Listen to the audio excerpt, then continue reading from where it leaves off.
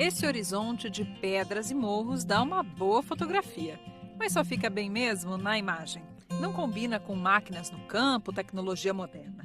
A pecuária que sobreviveu nesse canto de Itu, a 100 quilômetros de São Paulo, é de baixa produtividade. E esse bairro chama-se bairro Pedregulho. Um pouco óbvio por quê, né? E o interessante, Ellen, que essa nossa história de expansão da fronteira agrícola, né, que aconteceu aqui e acontece no Brasil inteiro até hoje, é que se caracterizou por falta de planejamento agrícola e ambiental. Faltou planejamento e sobrou o fogo. Foi ele, e aliás ainda é ele, a principal ferramenta para abrir novas áreas de produção.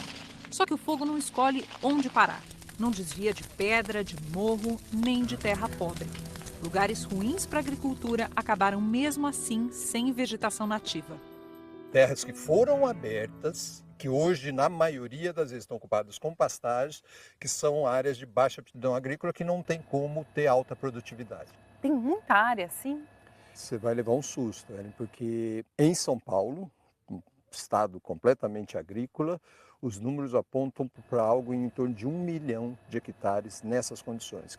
Para o Brasil é algo em torno de 6 a 8 milhões de hectares.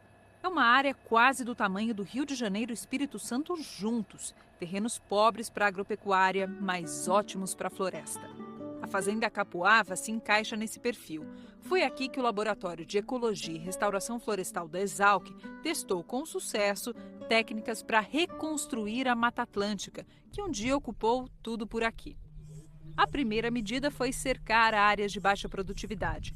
Nos morros de pedra, a vegetação voltou sozinha. Em outras áreas, foi preciso plantar. E aí entra uma novidade. Até então, para reflorestar uma área, usava-se um conceito de espécies pioneiras, árvores que crescem mais rápido, e não pioneiras, as mais lentas, que chegam depois. A Exalc ampliou esse conceito e criou mais etapas. Nesse talhão, a gente vê árvores mais altas, as tais pioneiras, mas o que está dando cobertura para a terra é outra coisa. Então a gente desenvolveu uma metodologia recente de restauração que permite reduzir bastante o custo, que é colocar na entrelinha dessa espécie nativa um grupo de adubação verde. Quando a gente fala em adubação, a primeira coisa que vem à cabeça é o adubo, fertilizante, muitas vezes um produto químico que vai dar força para a planta e também para o solo. Mas nesse contexto de reflorestamento, o adubo verde é outra coisa. Essa planta aqui, ó, o feijão guandu, ela que é o adubo verde dessa área. Feijão guandu, gergelim, crotalária, espécies que enriquecem o solo e são ainda mais rápidas que as árvores nativas pioneiras. Olha que interessante, nós estamos nesse aqui, essa área está com 1 ano e meio, 2 anos. Quem está fazendo o sombreamento da área e controlando a braquiária, né? Isso é braquiária. E se a gente olhar debaixo do feijão guandu, já não temos braquiária. Por quê? Porque o guandu conseguiu sombrear a braquiária e matar a braquiária. As pioneiras e a adubação verde são plantadas ao mesmo tempo e só depois vêm as espécies mais lentas que enriquecem a mata.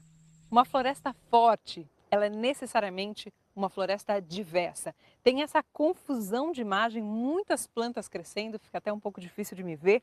Um plantio com técnica moderna, em 2 anos a floresta já tem uma cara de floresta. Em 5 anos já é um bosque forte e em 10, que é essa área aqui, a gente já consegue ver isso, planta se regenerando. Isso é ótimo, isso quer dizer que as aves passeiam por aqui, que elas comem sementes e que elas ajudam nessa dispersão. É um organismo vivo já. A gente tem aqui o saguaragi, que é uma espécie altamente atrativa da fauna, né? Então vai trazer outros passarinhos com outras sementes.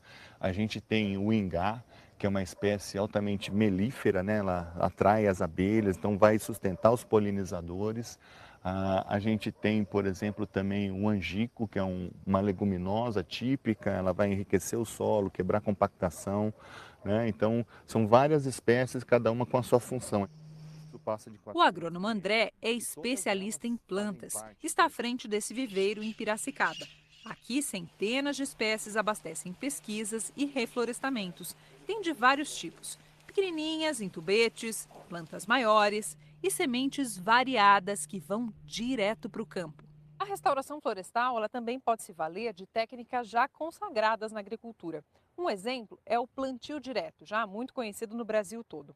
Essa plantadeira aqui, ela serve para soja, para milho e também serve para espécies nativas. O uso dela vai agilizar muito o trabalho, principalmente em áreas planas. O terreno é preparado como numa área de cultura agrícola comum. Aqui eu coloquei nessa linha, eu coloquei só as espécies de recobrimento. Então são espécies que vão crescer rapidamente, são arbóreas, né, nativas. Como as sementes nativas têm tamanhos variados, o André acrescenta um substrato para melhorar a distribuição dos grãos nesse disco que vai dentro da plantadeira. E esse aqui? Esse aqui é a linha de adubação verde. O trator serve para áreas grandes e planas, mas o esquema de linhas intercaladas entre pioneiras e adubo verde pode ser feito com uma plantadeira manual ou na enxada, dependendo da área. No sistema antigo de plantio de floresta, o custo médio era de R$20 mil por hectare. Nesse modelo da Exalc, cai para R$8 mil por hectare.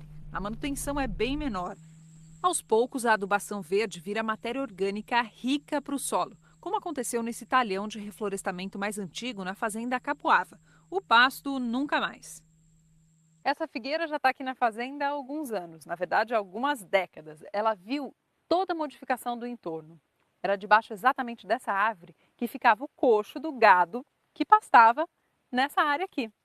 Olha só, dá para acreditar? Do alto a cena é essa, uma mata fechada em torno da figueira, bem diferente da foto antiga. O reflorestamento ocupa hoje 60% da propriedade, muito além dos 20% de reserva legal exigidos pelo Código Florestal para a Mata Atlântica. A fazenda, na sua fundação, em século XVIII, em 1750, que começa dentro do ciclo da cana-de-açúcar, passa depois pelo ciclo do café, entra depois automaticamente no ciclo da pecuária e depois hoje, século XXI, trabalhando dentro do ciclo do turismo. Hoje em dia é uma pousada rural que, pela lei, pode arrendar a mata extra para outros proprietários. É uma espécie de crédito de floresta. Essa região pode servir para compensação de reserva legal das propriedades que estão aqui no entorno, mas são de alta aptidão agrícola, como por exemplo a cultura canavieira que está aqui do lado. Na chamada servidão florestal, o proprietário não perde o direito de uso da área e pode investir também no aproveitamento econômico da mata nativa, com espécies frutíferas como a aroeira pimenteira, que dá a pimenta rosa, ou madeira nobre, em sistema de rodízio. É o que acontece em 300 hectares dessa outra fazenda em Campinas. O araribá, por exemplo, em 10 anos chega no ponto de corte. Já o jequitibá, pau-rosa demoram cerca de 20 anos. Então tem aqui a linha do jatobá. Então tem um jatobá aqui, daqui 4 metros outro jatobá. E dividimos as espécies de madeiras finais em talhões, para dar volume de produção. Essa aqui é uma cana-fístula e essa daqui, olha, um tamboril. As duas são espécies de madeira boa, aproveitadas para movelaria e também para a estrutura de casas. Daqui uns 3 anos já estão no ponto de corte. E elas ficam bem do lado de uma área que já foi separada para ser o pátio de madeira, movimentação de caminhões. Só que como tem um ciclo muito longo, por enquanto, essa área tem aproveitamento sim, com café. O Antônio, gerente da fazenda, acompanha o projeto desde o início. Fez contas. Vale a pena. Porque a madeira que nós temos aí vai ser uma madeira certificada, com certeza com muito mais valor agregado, né? E com certeza vale a pena. A madeira é uma renda extra, já que está na reserva legal, área que não pode ter outra atividade. A recuperação é obrigatória e, segundo os cálculos da Exalc, pode gerar um bom lucro. Para cada R$10 mil investidos no plantio, o lucro seria de R$ 1.500 por ano. Só tem um detalhe. Ele leva para as madeiras médias 10 anos e para as madeiras finais 18 a 20 anos para a exploração. Então isso é a importância de nós termos uma política pública para isso, ter uma linha de financiamento que permita que o agricultor faça isso. Renda extra e com ganhos ambientais de temperatura, diversidade e água, defendidos por muitos especialistas. Tasso Azevedo é um deles. Responsável por um projeto amplo de monitoramento do solo, o MAP Biomas, ele mostra que desde 1985 o Brasil abriu 74 milhões de hectares em diferentes regiões, a maioria de forma ilegal. E pelo menos 10% disso é recente, após o novo Código Florestal. O desmatamento não caiu. Aliás, o desmatamento, no caso da Amazônia, por exemplo, ele subiu. 2012 foi o ano de menor desmatamento recente, com 4 mil quilômetros quadrados. E os últimos números estão falando coisas próximas de 8 mil quilômetros quadrados, então dobrou. É do interesse dos produtores como um todo, do Brasil como um todo, de que a gente tenha recuperação em todas as propriedades, de forma que todos coletivamente se beneficiem dos resultados dessa proteção. O potencial da agricultura brasileira é ter alta produtividade numa paisagem de alta diversidade natural. Nenhum país do mundo tem essas condições. O Brasil vai estar dando uma contribuição mundial absurdamente importante e o mais interessante que isso, sem perder produtividade.